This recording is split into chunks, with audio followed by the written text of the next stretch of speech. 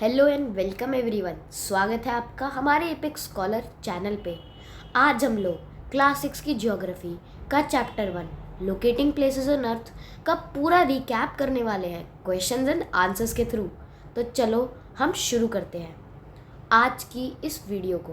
और इस वीडियो को शुरू करने से पहले इसको लाइक कर दीजिए, वीडियो को शेयर करिए ताकि और लोगों को ये इन्फॉर्मेशन मिल सके। कमेंट करिए कि हमें अगले किस चैप्टर पे Q&A बनाना चाहिए एंड हमारे चैनल को सब्सक्राइब करिए। तो चलिए शुरू करते हैं। Question 1, what is the primary difference between physical maps and political maps.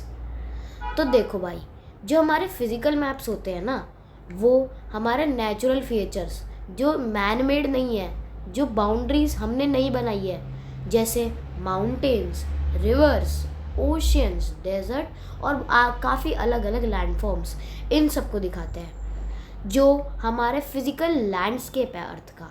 इस लैंडस्केप को शो करने वाला सिर्फ फिजिकल मैप है। अब हम पॉलिटिकल मैप की भी बात करते हैं। पॉलिटिकल मैप जो होता है वो कंट्रीज़ की बाउंड्रीज, स्टेट और सिटीज़ को दिखाता है जो हमने ह्यूमंस ने बनाई है। इसमें कैपिटल्स और अलग अलग अर्बन सिटीज़ भी इंक्लूड हो जाती हैं। Question 2, how does a map scale function to represent real world distances. अब भाई देखो, जो हमारे मैप का स्केल होता है ना, वो हमारे ग्राउंड जो है, हमारा रियल स्पेस और हमारे मैप के बीच की डिस्टेंस का रिलेशन बताता है। जैसे किसी मैप में 1 centimetre on map 500 metres in reality को भी रिप्रेजेंट कर। ये हमें अलाउ करता है काफ़ी बड़े बड़े ज्योग्राफिकल एरियाज जो कि हम मैप में ऐसे ही नॉर्मली नहीं बना सकते, उनको एक सिंगल शीट ऑफ पेपर पे रिप्रेजेंट करने के लिए। अब इससे फ़ायदा क्या होता है, हमारे मैप ज़्यादा जगह नहीं लेता है और उसमें प्रोपोर्शनल डिस्टेंसेस बच जाती है। Question 3, define the 4 cardinal directions and the 4 intermediate direction. तो भाई देखो, कार्डिनल डायरेक्शन कौन कौन सी हैं। ये जो हमारी 4 मेन डायरेक्शन है ना, हम इन्हीं को कार्डिनल डायरेक्शन कहते हैं। सिंपल है, मेन कार्डिनल, ये आप याद रखो। जो हमारी कार्डिनल डायरेक्शंस हैं ये है north, south, east and west. अब ये तो हमारी 4 मेन डायरेक्शन हो गई। इनके अलावा हमारे पास 4 सब डायरेक्शन भी होती हैं। ये सब डायरेक्शन होती हैं north east, south west and north west.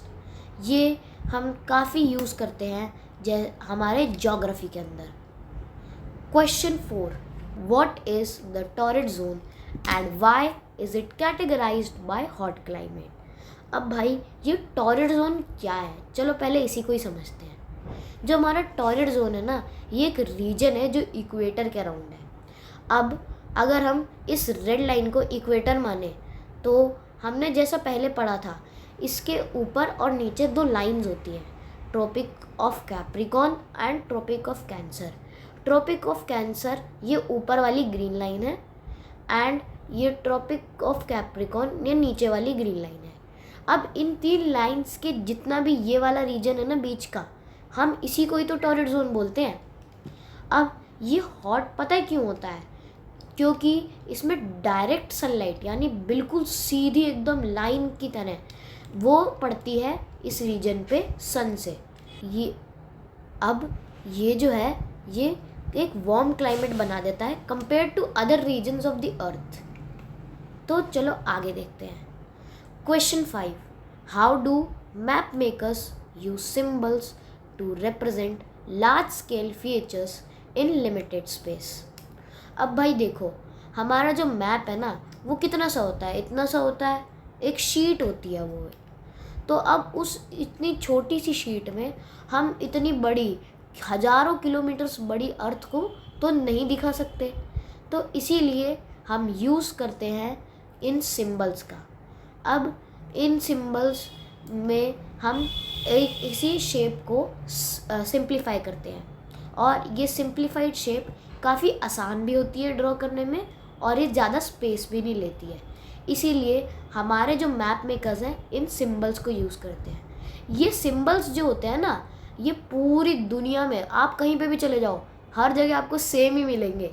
और ये इसीलिए है ताकि दूसरे कंट्रीज़ के इंजीनियर्स आके हमारे कंट्री में आए और उनको तब भी समझ में आ जाए कि ये कैसे करना है और इसमें क्या सिंबल का क्या मतलब है। Question 6, what was the Madhya Rekha and what was it's historical significance in India. अब भाई ये जो मध्य रेखा है ना, ये एक ऐसे लाइन समझ लो जैसे हमारे आज की ग्रीनविच मेरिडियन है, जो कि ग्रीनविच नाम के शहर से पास करती है। ये हमारा ग्रीनविच, जिसको मैंने ग्रीन लिखा है, और इसके थ्रू ये लाइन जो पास कर रही है, हम इसको बोलते हैं द ग्रीनविच मेरिडियन। अब ये जो है ये 1884 में इस्टेब्लिश हुई थी और इसी को ही जनरली सबसे पहली मेरिडियन माना जाता है। लेकिन ये गलत है, क्योंकि हमारे इंडिया में इससे पहले एक मध्य रेखा लाइन नाम की लाइन थी। ये मध्य रेखा लाइन हमारे उज्जैन से पास करती थी, जिसको हम पहले उज्जैनी बुलाते थे। ये उज्जैन शहर के बीच में से ऐसे पास करती थी, जो कि महाबलीपुरम के भी बहुत पास में था। अब महाबलीपुरम एक शहर है जो कि महाराष्ट्र में है। अब ये इतनी इम्पॉर्टेंट क्यों थी? क्योंकि इससे हमारे जो स्कॉलर्स थे ना, वो टाइम भी मेजर करते थे, लॉन्गिट्यूड्स भी देखते थे और सेलेस्टियल पोजीशंस भी देखते थे। ये एस्ट्रोनॉमी, मैथमेटिक्स एंड जो हम पढ़ रहे हैं यानी ज्योग्राफी, ये तीनों में ही बहुत इम्पोर्टेंट थी।